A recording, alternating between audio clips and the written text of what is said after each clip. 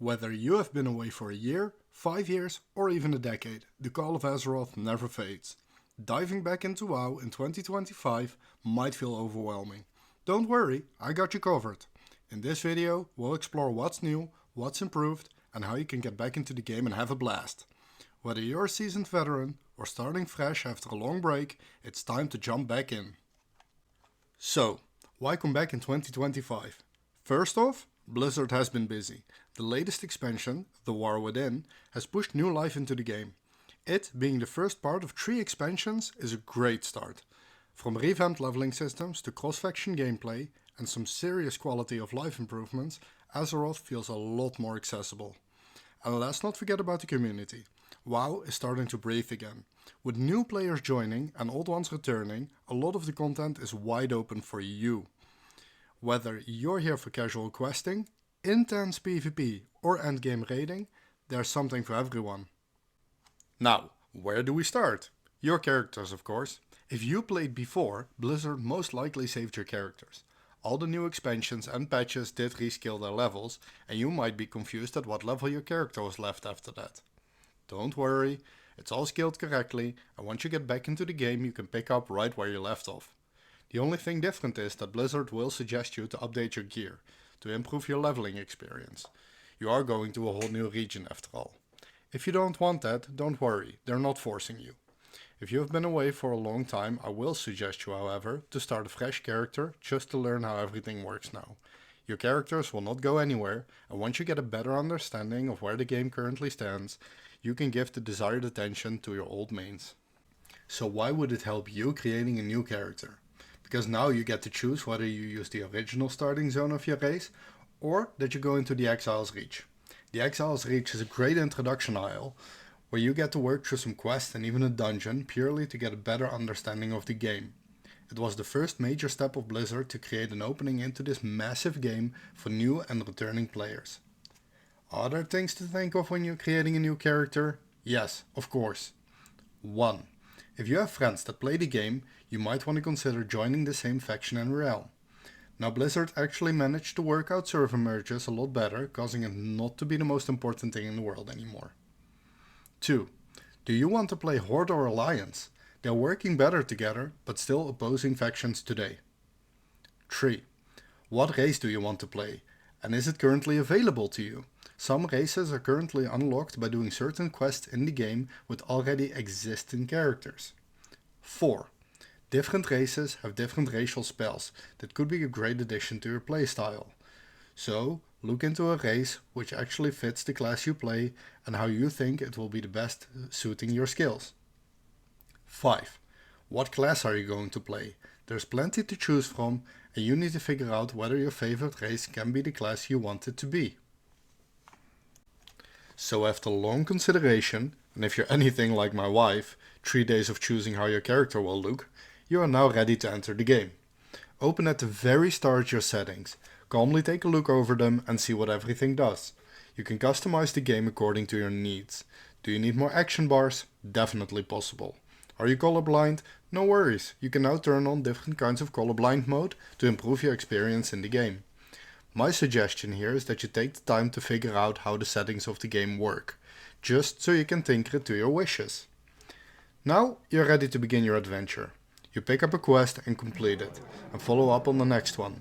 This chain of events will lead you through the introduction back into the game. Once you complete this introduction, you are sent to the open world of Azeroth, a place where you get to choose in what expansion you want to level up to the max. Don't worry, didn't like your choice after you entered an expansion? Calmly come back to Chromie and switch the expansion you want to go to.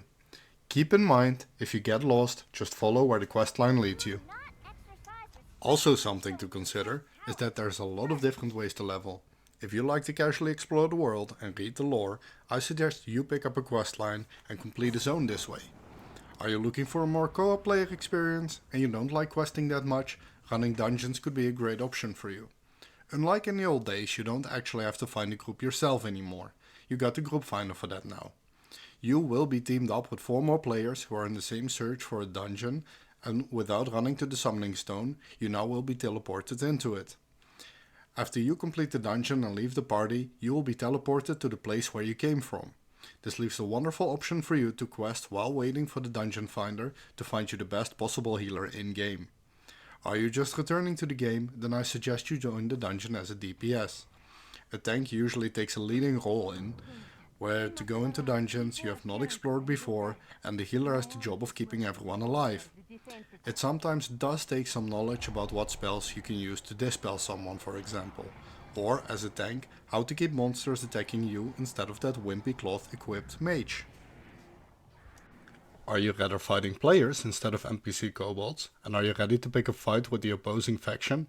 Battlegrounds are a fun and unique way of leveling by giving you experience through winning battlegrounds. Keep in mind, if you lose you'll actually get a lot less experience than once you come out victorious. Although the queue times for battlegrounds aren't too long, it is still worth it to do some quests while working through some levels. The quests often open new zones and give some unique rewards. Therefore, my main suggestion will always be, no matter how you level, always do some storyline on the side if you want to experience all of World of Warcraft. It is not only beneficial to broaden your knowledge of the game and give a better understanding of your character, it also gives you the possibility to find some rare and hard to find rewards. If you level in Warlords of Draenor, you will open your garrison, giving you access to missions where during some events your followers might return you a mount. Leveling in Shadowlands will allow you to pick one out of 4 covenants, offering you a unique transmog set and both a ground and flying mount.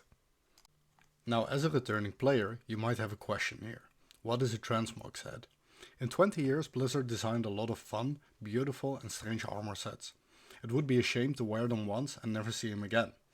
Therefore, in 2011, patch 4.3.0, Blizzard added a feature which allowed players to make their current armor set look the way they want. While working your way through all dungeons, raids and events, you will unlock more and more appearances which you can use to make your character look the most intimidating one possible. Did it turn into The Sims? Absolutely not. That will only be when player housing will be added in a new expansion of the World Soul saga, Midnight.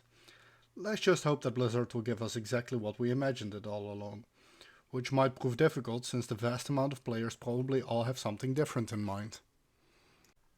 If collecting armor pieces isn't your first priority and you'd rather find a cool and rare mount to ride into battle, then maybe mount collecting is more your goal. Back in 2004 the max amount of mounts you could obtain was 57. Now, in retail there's a crazy amount of mounts reaching almost 1000. The main ways of obtaining mounts, different than your racial obtained ones, are reputation with other factions, drops from rares and bosses in dungeons, drops from endgame raid bosses on higher difficulties, and achievements. Now there is one that sometimes might prove a bit more difficult, but not impossible with the right guide. There are puzzles in-game that lead to very rare and unique mounts. They require a certain set of actions to unlock the road to the final prize. If you still didn't find what you're looking for in a game, don't worry, there are more options. What about Pokemon? I mean pet battles. I meant pet battles. During the game, you were for a long time able to obtain companions, and unlike hunter pets with those little ones and you could not battle with, until Mist of Pandaria. There, Blizzard created a reason to collect these little companions. You could not only challenge NPCs but also other players, which are mini-monsters. To obtain as many as possible is a good start. You will have to level them to level 25 by battling or obtaining some rare items from pet battle masters. To collect them, you can roam the world and look on your minimap for a battle pet icon to fight and capture them. You can run all dungeons and raids where some bosses can drop these companions. They're pretty rare, but you'll find them eventually. You could also look at some professions where you can create them. Just like in any game, you might want to look in all the options you have to gain the upper hand in battle. What is the reward for all of this? More battle pets, achievements and some tactical mind games. That brings me to my last suggestion. In April 2014, a player named Juriko completed all 2057 achievements that were available at the time. In March 2018, another player, Xerath, took it further with his mage, and with more achievement points available to him, he completed a whopping 3,314 achievements. Now why is that special? Each achievement is a different challenge within the game, whether it's reaching your first max level character or doing it multiple times. There are achievements for collecting all mounts available, for doing the most difficult content in game, or just puzzles which you will have to figure out using a whole different set of skills. So, if all of the things that I mentioned before don't suit you, you might enjoy being a completionist and go for all achievements. Now keep in mind, while going after all of these, it will require dedication, practice, and a whole lot of skill. Some require huge groups to complete, while others make you spend hours by yourself trying to do old raids collecting that one mount you still miss. Will you first be completing all PvP achievements, or are you going for the endgame raid boss? The choice is huge within World of Warcraft, and you get to choose what you're going to do. Let me know in the comments what your goal will be, and subscribe if you want to know more about what you can do next.